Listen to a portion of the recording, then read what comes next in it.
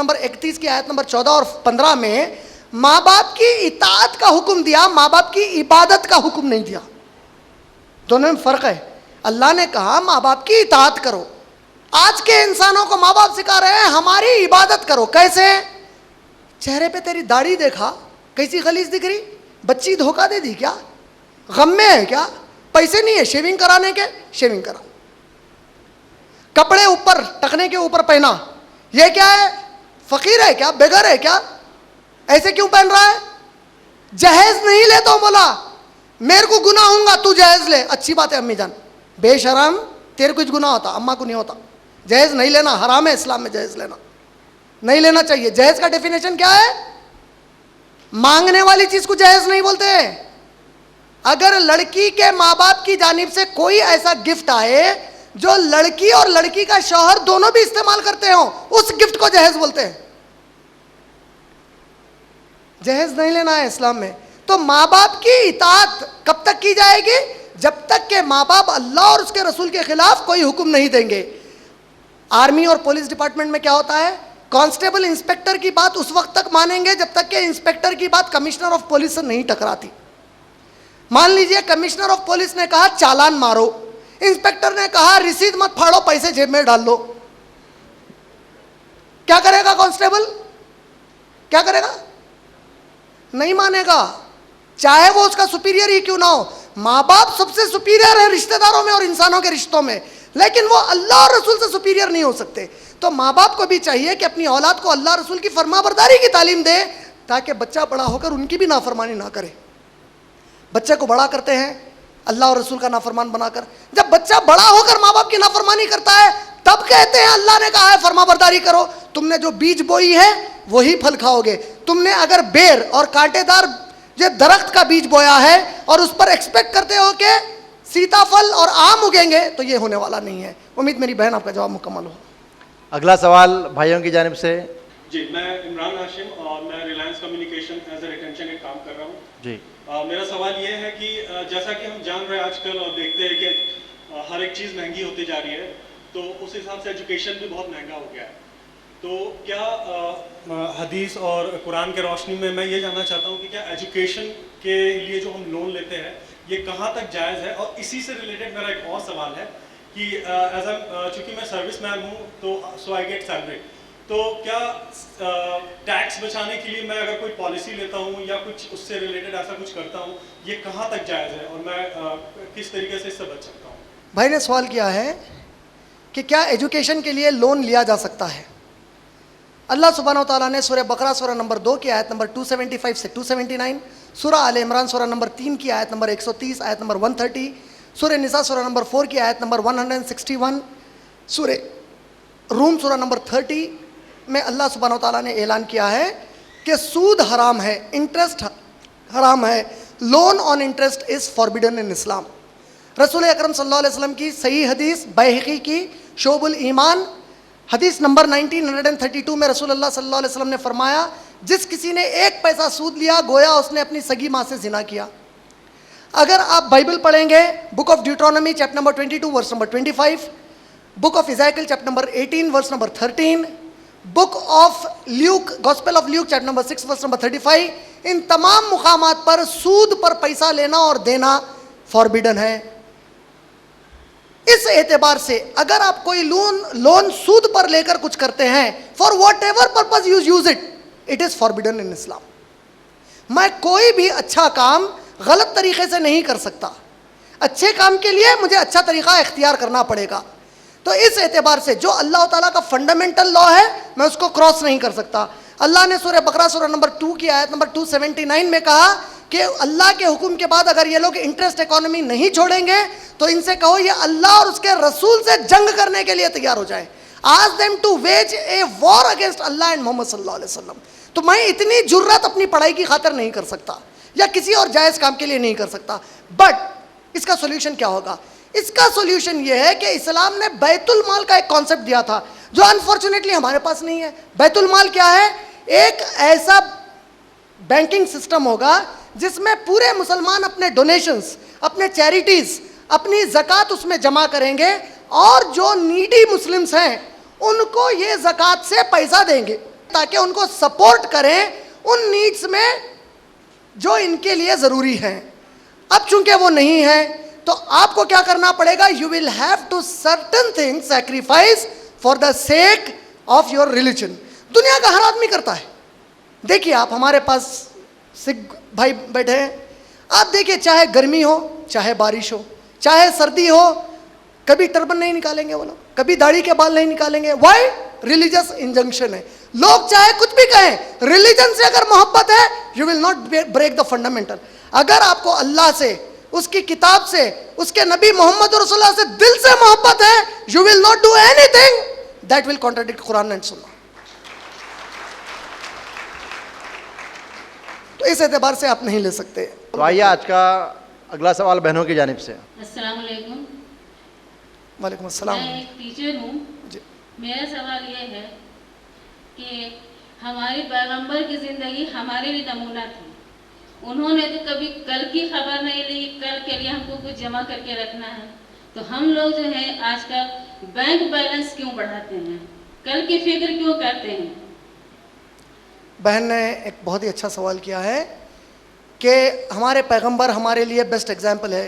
अल्लाह ने सूरह अहज़ाब सूरह नंबर 33 की आयत नंबर 21 में कहा, लक़द काना लकुम फ़ी रसूलिल्लाहि उस्वतुन हसना। तुम्हारे लिए मोहम्मद रसूलुल्लाह सल्लल्लाहु अलैहि वसल्लम की लाइफ में सबसे बेस्ट एग्जाम्पल है फॉलो करने के लिए। तो प्रॉफिट मोहम्मद सल्लल्लाहु अलैहि वसल्लम के ज़माने में कोई भी बैंक नहीं था। आप तो बहुत दूर चले गई, गुरु नानक जी के ज़माने में भी कोई बैंक नहीं था। ये बैंकिंग कॉन्सेप्ट को इंट्रोड्यूस किया इन कमबख्तों वेस्टर्नर्स ने। क्यों किया? आपका पैसा देखो, अरबों ने कैसी बेवकूफ़ी की। अरबों ने अपना पूरा पैसा समझा कि अमेरिका में सेफ रहेगा और पूरा अपना माल ले जाकर अमेरिका में जमा किए। 9/11 के बाद उन्होंने क्या कहा, ये टेररिज्म के लिए यूज हुआ, पूरे अकाउंट फ्रीज कर दिए। कितना आसानी से बेवकूफ़ बना दिया, कितना आसानी से माल हड़प लिया। तो इस तरीके से कई बैंक्स, अभी आप लोगों के साथ रिसेशन चल रहा है। What is recession? रिसेशन का इंडिया से तो कोई अल्लाह का करम है, कोई ताल्लुक नहीं है, यहाँ एक प्रोपेगेंडा बना वो। What was recession? रिसेशन ये था कि अमेरिका के बड़े बड़े बैंक ने बेनामी कई लोगों को बगैर तहकीक करे के लोन दे दिया, लाखों में, मिलियंस ऑफ डॉलर्स में दे दिया, और उसको वापस लेने गए तो वो आदमी ने झूठा नाम लिखा, उसका झूठा पता बताया, पूरा पैसा डूब गया। ये पैसा खाने का एक और तरीका है। इस तरीके से कई तरीकों से लोग पैसे खाते हैं।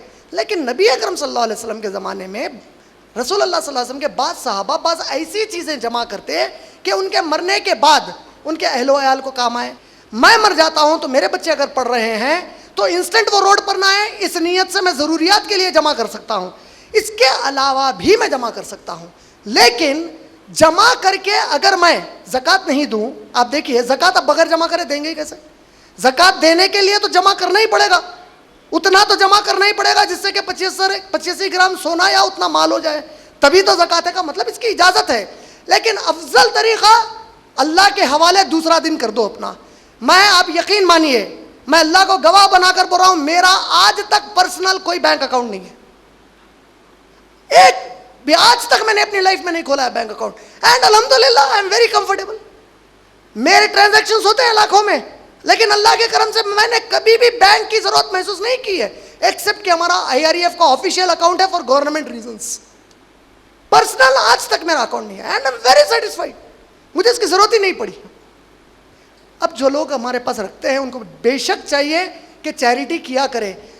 इब्ने क़य्यिम एक बहुत बड़े बुजुर्ग गुजरे, एक बहुत बड़े रिसर्च स्कॉलर गुजरे मुस्लिम कम्युनिटी के, जो इब्ने तैमिया के स्टूडेंट थे। उन्होंने उन तमाम अहादीस को जमा किया जिसमें प्रॉफिट मोहम्मद सल्लल्लाहु अलैहि वसल्लम ने चैरिटी के रिवार्ड को एनकरेज किया है, तुम चैरिटी दोगे तो ये रिवार्ड मिलेगा। उन्होंने कहा कि चैरिटी के जो कई रिवार्ड्स हैं, उन्होंने कहा 40 to 50 different kinds of rewards हैं, अलग अलग किस्म के रिवार्ड्स हैं। आप जानते हैं सबसे छोटा रिवार्ड क्या है? अल्लाह ताला का गुस्सा खैरात करने वाले बंदे पर कम हो जाता है। This is the minimum reward of charity. और चैरिटी दोनों को भी, मुस्लिम एंड नॉन मुस्लिम दोनों को भी देना चाहिए।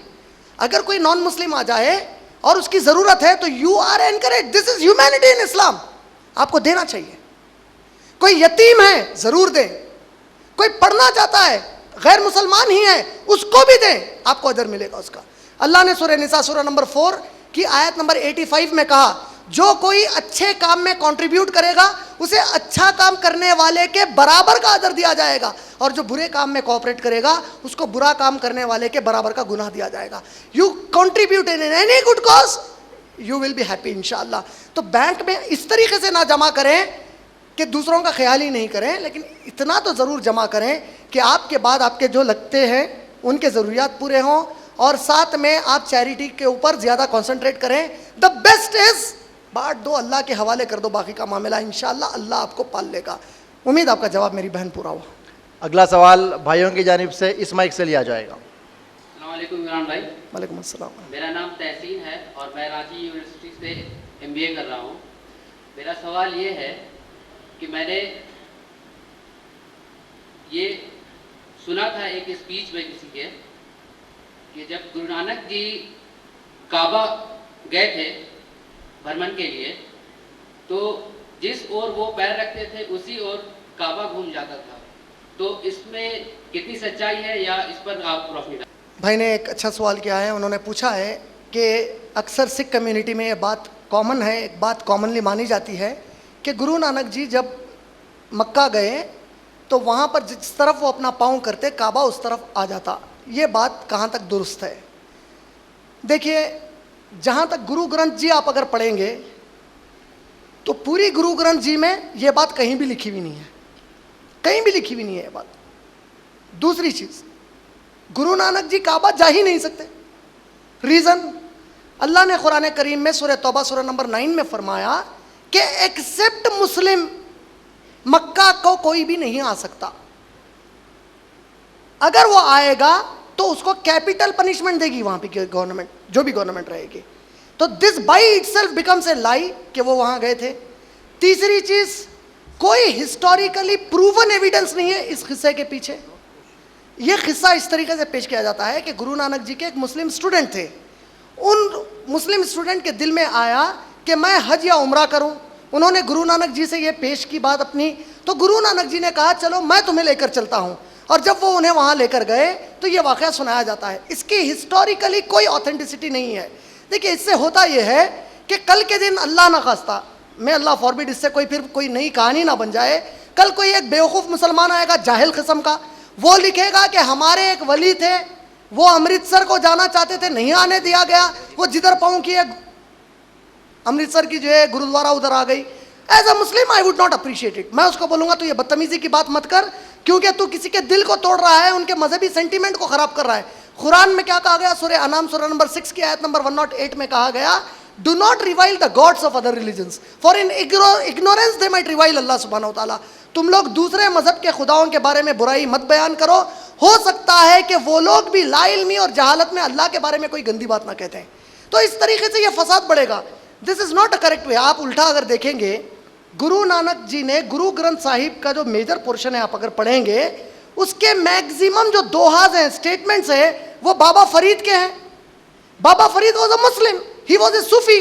और बाबा फरीद मुस्लिम कम्युनिटी के अंदर कोई बहुत बड़ी शख्सियत नहीं है।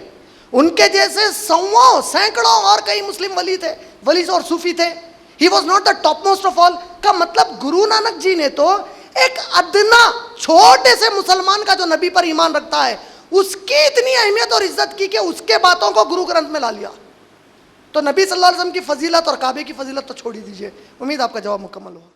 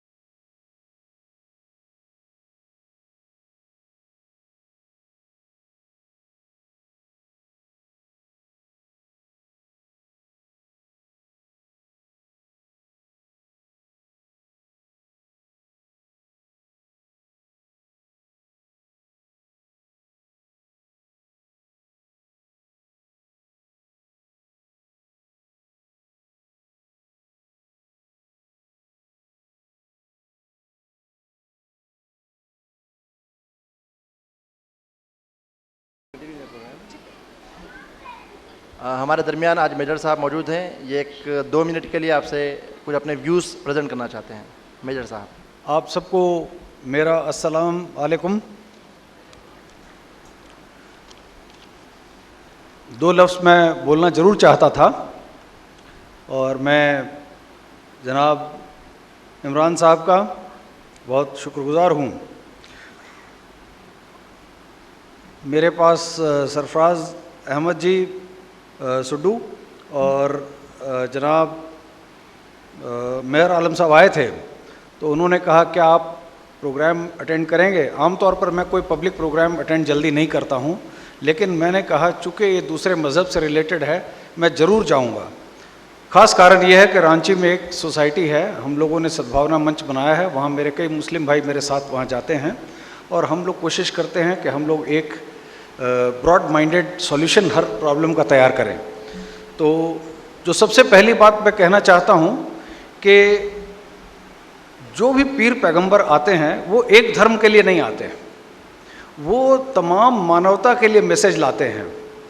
मसलन जीसस क्राइस्ट, हज़रत मोहम्मद साहब, नानक साहब, कबीर साहब, इनका जो मैसेज है, इनका जो पैगाम है, ये हम सब के लिए है।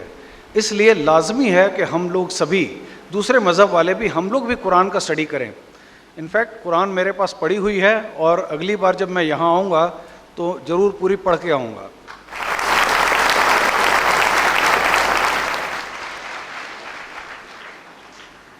दूसरी बात जो मैं बहुत सीरियसली कहना चाहता हूँ, धर्म क्या है इसको समझना बहुत ज़रूरी है। धर्म हमें नियमों, सिद्धांतों तथा निषेधाज्ञाओं से द्वारा बांधता है ताकि हम भ्रष्ट न हों और शारीरिक, मानसिक तथा आध्यात्मिक रूप से दुखी न हों। यानी हम किस प्रकार से जीवन जिएं।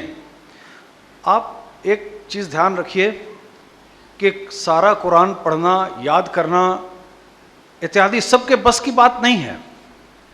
तो ब्रदर इमरान जैसे लोग जिन्होंने आप लोगों के लिए स्टडी किया है, आपके तमाम सवालों का जवाब दे रहे हैं। मैं यहाँ बैठ कर के ये नहीं कहूँगा कि मैं 100% उनसे सहमत हूँ, परंतु मैं ये ज़रूर कहूँगा कि उनकी स्टडी बहुत अच्छी है और मैं उनको मुबारकबाद देता हूँ। ज़्यादातर धर्म कर्म कांड में तब्दील हो जाते हैं और हिंदू धर्म तो बहुत ज़्यादा कर्म कांड में तब्दील हो चुका है और यही बात कई धर्मों में लागू हो जाती है और हम लोग डेप्थ में नहीं जाते हैं। डेप्थ यानी कि उसकी गहराई में नहीं जाते हैं, हम लोगों को गहराई में जाना है।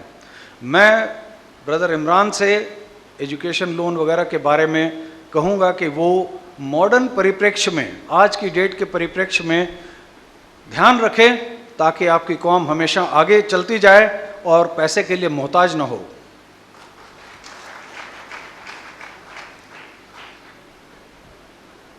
एक दूसरे के धर्म के बारे में कई गलत फहमियाँ हैं और मैं बड़े ताज्जुब की बात बताता हूँ। मेरे एक मित्र यहाँ बैठे हुए हैं, इन्होंने मुझे ला करके वेद सार दिया और वेद सार में उसमें क्लियर लिखा हुआ है मूर्ति पूजा वर्जित है। तमाम हिंदू जगत मूर्ति पूजा कर रहा है, लेकिन उन्होंने वेद की किताब मुझे ला के दी है और उसमें लिखा हुआ है, यानी हमारे हिंदू भाई अपने धर्म को नहीं जानते हैं। ये सच है।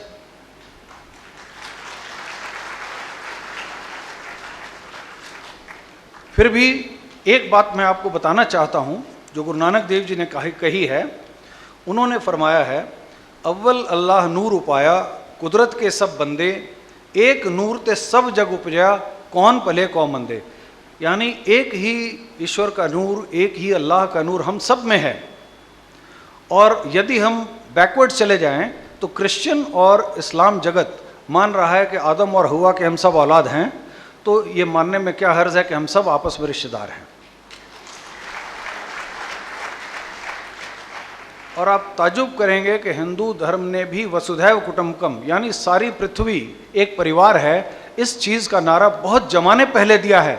ये भी पता नहीं किसने कब दिया है, परंतु ये मान के चलिए कि किसी जगह पे तमाम जितने धर्म हैं उनके कुछ बेसिक उसूल जो हैं, ये मैं नहीं कहना चाहता हूँ इतनी शादी और ये सब चीज़ें हालात की बात थी। मैंने सरफराज अहमद जी से कहा था कि समय था जब मोहम्मद साहब का, उस टाइम पे कबीले आपस में लड़ते रहते थे, कई औरतें बेवा हो जाती थी, तो उन बेचारों को कुछ पनाह चाहिए थी, तो लोग उन्होंने ज़्यादा शादियों की इजाज़त दी थी।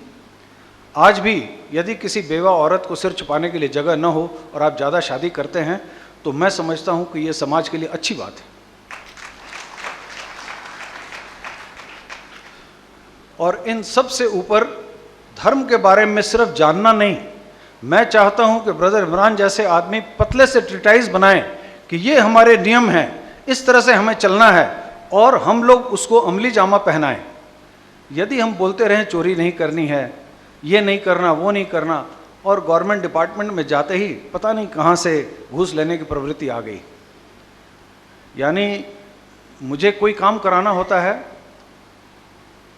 मेरे पास हर तरह की का पोस्ट रहा है, मैं किसी भी तरह से करा सकता हूँ, फिर भी मैं अपने स्टाफ को कहता हूँ, ये भाई कितने पैसे मांगता है? बोले 500 रुपये मांगता है। ले भाई 500, उसको दे करके काम करा के आ जाओ। यानी हम लोगों की जो रीढ़ की हड्डी है वो टूट चुकी है। हमारे जैसा आदमी अगर घूस देता है तो आप सोच सकते हैं आम आदमी की क्या हालत होगी। इस चीज़ को हमें बदलना है। हम लोग अपने उसूलों पर कायम रहें, और मैं इसको थोड़ा सा राजनीतिक परिप्रेक्ष्य में एक लफ्ज़ जरूर कहूँगा कि आप लोग ये मत देखिए कि कौन क्या है, सिर्फ ये देखिए जो आदमी उसूलों पर चलता है, जो आदमी धार्मिक है, किसी धर्म का मैं नहीं बोलता, जो आदमी धार्मिक है, यानी वो अपने उसूलों का पक्का है, वही आपकी सेवा सही मायने में कर सकता है, निस्वार्थ भाव से वही काम कर सकता है। वो गवर्नमेंट में परसेंटेज नहीं मांगेगा, वो 2 पैसे अपने पॉकेट से लगाएगा। तो आप ऐसे कर्मठ आदमियों को आगे लाएं। ऐसे आदमी आप में से आगे आएंगे नहीं, आपको आप में से चुनना है कि कौन आदमी हमारे यहाँ बिल्कुल ईमानदार हैं, कौन उसूल वाले लोग हैं, इनको आप लोग खींच करके आगे लाएं। बोलिए नहीं, आप आइए, आप इस जगह पर रहिए, आप हमारी अगुवाई करिए। ऐसे ऐसे लोग जैसे ब्रदर इमरान जैसे लोग, जिन लोगों ने ये ठेका उठाया है कि इतना वो पढ़ रहे हैं, इतना कुछ आपके लिए कर रहे हैं। अंत में मैं जनाब इमरान साहब को, मोहम्मद फ़हीम साहब को, और रांची की जो ऑर्गेनाइजेशंस हैं, जिन लोगों ने इस प्रोग्राम को ऑर्गेनाइज़ किया और इतने अच्छे तरीके से ऑर्गेनाइज़ किया, आप सबको मुबारकबाद देता हूँ। और याद रहे, अल्लाह उन सभी लोगों से खुश होते हैं जो खुद अल्लाह को याद रखते हुए नेक काम करते हैं और दूसरों को भी नेक काम करने के लिए प्रेरित करते हैं। आदाब। मैं जनाब इमरान साहब से गुजारिश करता हूँ कि मेजर साहब को कुरान मजीद गिफ्ट करें।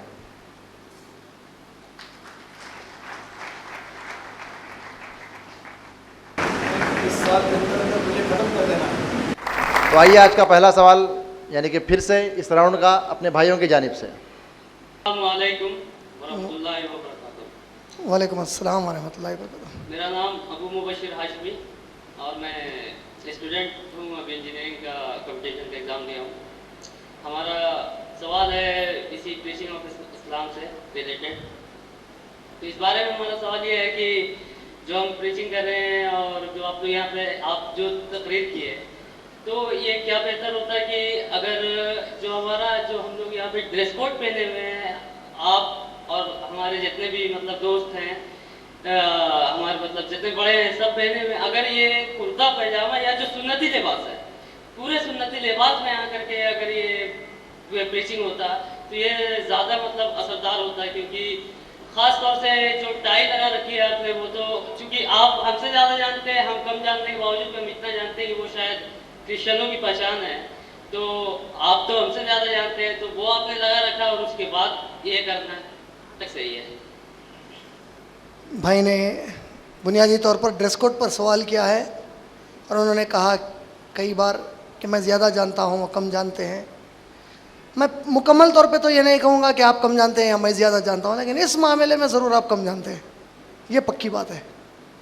दूसरी चीज़, आपने ये भी कहा कि मैं ज़्यादा जानता हूँ, लेकिन फिर भी आप टाई लगाने के बारे में और सूट के ऊपर कह रहे हैं, का मतलब इस मामले में आप ये बताना चाहते हैं कि ज़्यादा जानते हैं।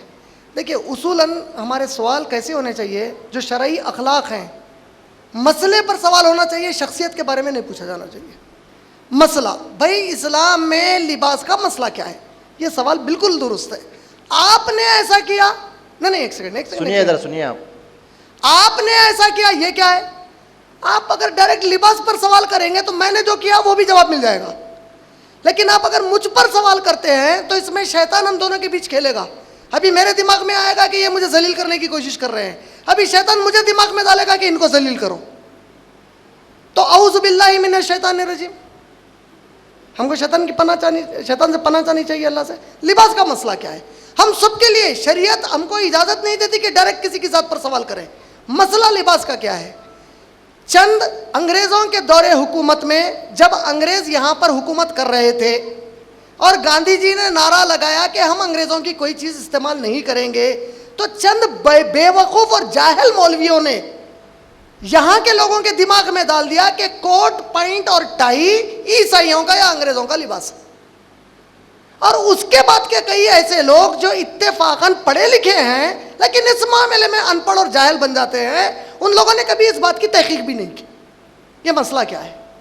आप मुझे कुर्ता पैजामा और आप जो टोपी पहने हैं सुन्नत से साबित कर दीजिए कि यही सुन्नत है। अल्लाह की कसम है कल से इमरान यही पहनेगा।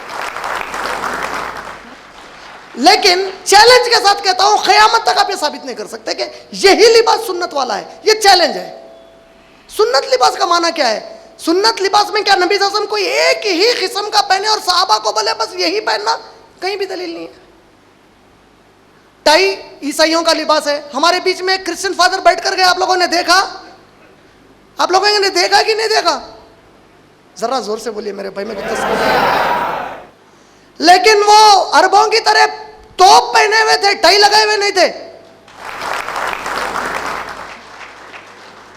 मस्जिदों के इमामों की तरह तोप पहने हुए थे, टाई लगाए हुए नहीं थे। वो मजहबी लिबास हुआ जिसकी नबी सल्लल्लाहु अलैहि वसल्लम ने कहा हदीस में कि रिपीट नहीं करना, इमिटेट नहीं करना उनको। असल जो हदीस है रसूलुल्लाह सल्लल्लाहु अलैहि वसल्लम की, जो कई लोग गलत तरीके से समझते हैं, वो हदीस में नबी सल्लल्लाहु अलैहि वसल्लम ने ये नहीं फरमाया कि गैर मुसलमानों की तरह तुम कपड़े नहीं पहन सकते। हदीस असल क्या जानते हैं? गैर मुसलमानों की कोई चीज को तुम ना अपनाओ। इस हदीस की तशरीह इब्ने तैमिया ने किया और कहा कि जो भी गैर मुसलमानों की मजहब से जुड़ी हुई चीजें हैं वो मुसलमान नहीं अपनाएगा। अब जितने लोग सवाल टाई के, कोट के, पैंट के बारे में करते हैं, अक्सरियत इनमें की, मैं आपके बारे में तो नहीं जानता, मैं इसलिए कह रहा था कि शख्सियत पे सवाल से क्या होता। अब मैं पलटा के आपको एक चीज़ पूछने वाला था। हमारे घरों की, हम आपके या मेरे, हमारे घरों की माएँ और बहनें क्या पहनती है? इस्लाम का लिबास है। जितने लोग कोट पैंट को गाली देते हैं उनकी घर की तमाम औरतें साड़ी ब्लाउज पहनती है, पेट दिखाती फिरती है सारे दुनिया को।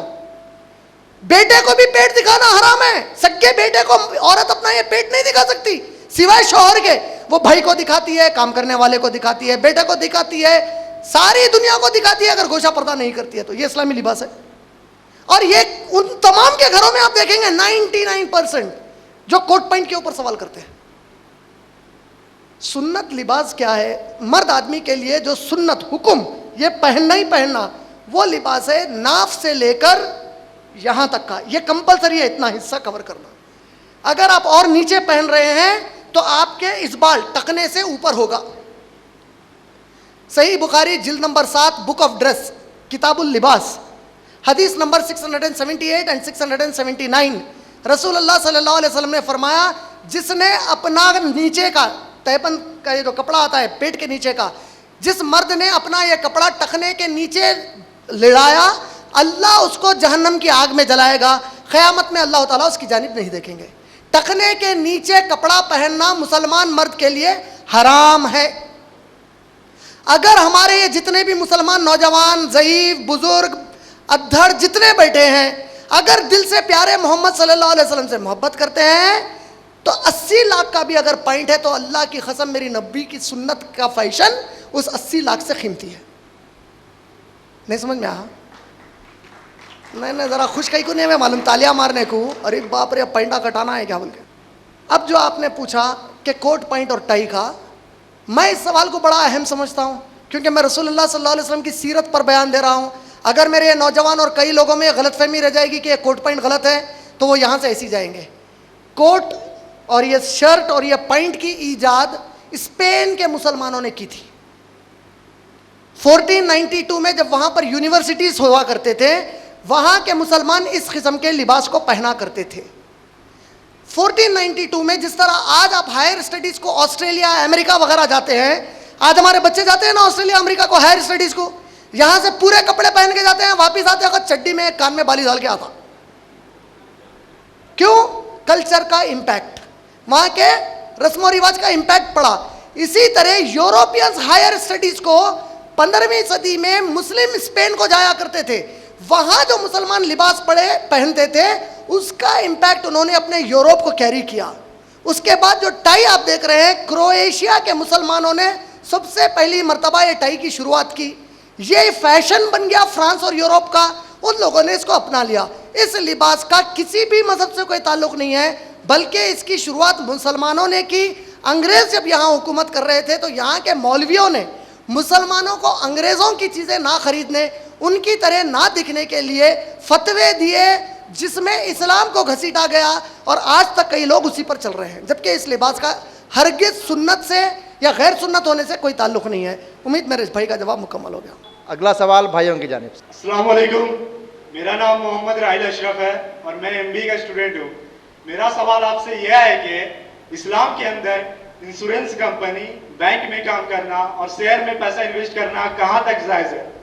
भाई ने अच्छा सवाल किया है कि इस्लाम में इंश्योरेंस कंपनी में काम करना, बैंक में काम करना या शेयर्स में काम करना कहाँ तक जायज़ है। देखिए, हमारे जो चीफ गेस्ट थे उन्होंने शायद मेरे जवाब को गौर से नहीं सुना, थोड़ा प्री ऑक्यूपाइड थे।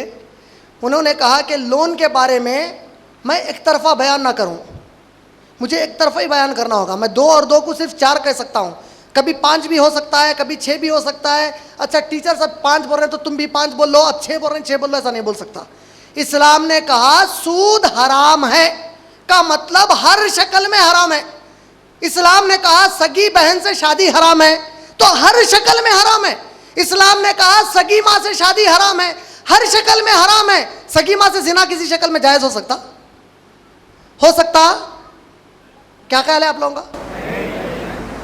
इसलिए मैंने जवाब में कहा इस्लाम इंटरेस्ट का लोन लेने से मना करता है। अब मुसलमानों की जिम्मेदारी बनती है कि वो माल जमा करे बैतुल माल की तरह उसमें, और ऐसे नीडी मुसलमान की मदद करें। यही उसका सॉल्यूशन है, चाहे सारी दुनिया को आंच लग जाए। इस्लाम यही है, इस्लाम नहीं बदल सकता। और पढ़ाई के लिए कई ऐसे ऑप्शंस हैं जिसमें गवर्नमेंट सब्सिडी देती है, हमारे लोगों को पता ही नहीं है। यानी आप गवर्नमेंट से 100 रुपीज़ का लोन लेंगे, गवर्नमेंट आपको 20 रुपीज़ माफ करके कहती है 80 रुपीज़ वापिस करो। ऐसे कई हैं, आप जाइए माइनॉरिटी और वेलफेयर ऑर्गेनाइजेशंस को और मालूम करिए कि वहां पर ऐसी कौन से कोर्सेज में वो लोग ये पैसा इन्वेस्ट कर सकते हैं। इंडिया की सेंट्रल गवर्नमेंट की तरफ से माइनॉरिटीज के लिए सब्सिडी लोन्स है जो करोड़ों रुपए के, लेकिन अनफॉर्चुनेटली वो बीच के लोगों की वजह से, एजेंट्स की वजह से उसके बारे में अवेयरनेस भी नहीं है हमारी कम्युनिटी को।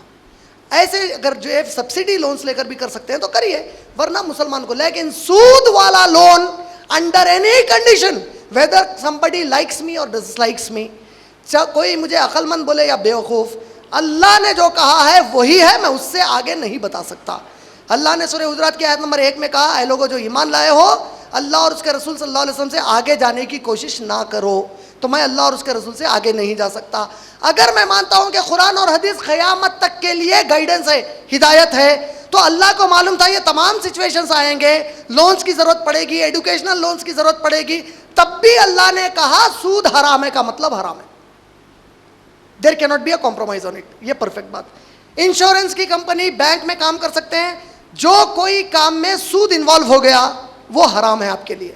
अगर आपके इंश्योरेंस की पॉलिसी में सूद है, अगर बैंकिंग में सूद है, अगर आपके शेयर्स में सूद है, वो हराम है। उम्मीद आपका जवाब मुकम्मल हो गया। आज के इस सेशन का आखिरी सवाल बहनों की जानिब से लिया जाता है। जी, हमारा सवाल है कि अल्लाह हाफिज, फी अमान अल्लाह, खुदा हाफिज, इस तरह से कहना सही है या नहीं?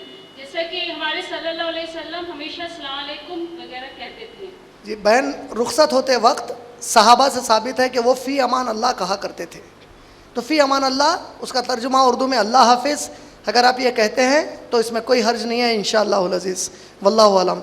वाखिरु दावाना अनिल हम्दुलिल्लाहि रब्बिल आलमीन। अस्सलामु अलैकुम व रहमतुल्लाहि व बरकातुहू। जज़ाकल्लाह खैर। मैं भाइयों और बहनों से बेहद तहे दिल से शुक्रगुजार हूँ कि आप तमाम लोगों ने आज अपना वक्त निकाला और यहाँ पर आए ताकि आप लोग सही इल्म जान सकें। व आखिर दावाना अल्हम्दुलिल्लाहि रब्बिल आलमीन। अस्सलामु अलैकुम व रहमतुल्लाहि व बरकातुहू।